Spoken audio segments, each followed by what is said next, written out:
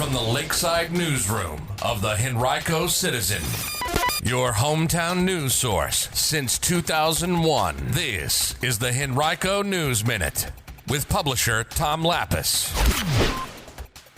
Henrico supervisors approve a new budget and motorcycle crashes kill 2 people in the county. We'll tell you about those stories and more in today's Henrico News Minute. It's Wednesday, April 10th, 2024. It's brought to you today by Speech Connections. And now for the news. Henrico's Board of Supervisors last night approved the county's $1.25 billion operating budget for the coming fiscal year, which begins July 1st. The budget also includes a $327 million capital improvement budget that will fund larger infrastructure projects.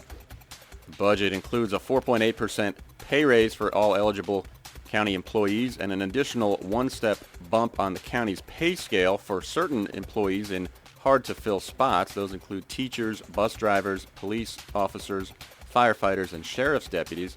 That amounts to about another 2.4% increase for those officials.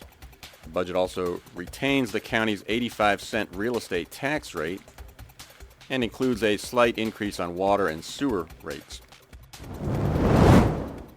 At the state level, Governor Youngkin is attempting a major overhaul of Virginia's pending 2-year budget. Instead of vetoing the full spending plan that the Democratic-controlled General Assembly sent to him last month, Youngkin's administration announced a package of 233 budget amendments on Monday, saying that the governor has removed all tax increases and dropped the tax cuts he suggested in his original budget proposal late last year. He said his new plan was an effort to accommodate Democratic spending priorities without raising taxes. His proposal includes 3% pay raises for teachers and state employees in both budget years. That reflects the policy laid out by Democrats in the budget that they approved last month. But Democratic leaders say they have serious questions about whether the budget can be structurally balanced. Youngkin administration officials said his suggested budget changes translate to a general fund of roughly $64 billion, or about $1 billion higher than what the governor had laid out in his December proposal, about $1.5 billion less than what the General Assembly approved. You can read much more about the proposal from Youngkin right now on our website from our partners at Virginia Mercury. The Virginia Board of Education is proposing a transformative change for its new accountability framework by splitting up the state's accreditation system into 2 parts. One, to assess whether schools are meeting all requirements laid out in state laws and regulations, and a second, to provide timely and transparent information on student and school performance. It's part of an ongoing process through which Governor Youngkin's administration is seeking to completely overhaul the system, which currently is vague in defining how it constitutes student achievement. Some advocates for education support the plan, saying the changes could raise the state standards and improve transparency, but others fear the revisions could have long-term negative effects on low-performing schools.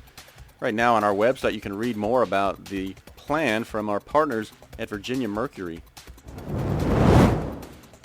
2 people died in motorcycle crashes on Monday in Henrico within several hours of each other. The first incident happened on West Broad Street near Willow Lawn when 25-year-old Keyshawn Dimming of Cumberland was riding a motorcycle through the area at a high rate of speed, according to police, lost control and died trying to avoid other traffic. And just a few hours later, in the same general area at Libby Avenue and Fitzhugh Avenue, officers arrived and found a 26-year-old, Mahir Desai of Henrico, on the ground with critical injuries. He later died at a local hospital. He was hit by a sedan. He was hit by a sedan that was trying to turn left from westbound Fitzhugh onto Libby. Desai was unable to avoid hitting the driver's side of the sedan. Police are investigating whether speed was a factor in that crash. If you have information about either crash, call Henrico Police at 501-5000 or Metro Richmond Crime Stoppers at 780-1000. Speech Connections offers pediatric speech therapy services at their office in Henrico, in daycares, preschools, private schools, public schools, and via teletherapy. Their dynamic team provides individualized and family-centered speech therapy services for toddlers, preschoolers, school-age children, and adolescents. When you work with Speech Connections, you get a team that is ready to provide the highest standard of care while collaborating with families and other professionals. To learn more, visit speechconnections.net or call 804-672-8588.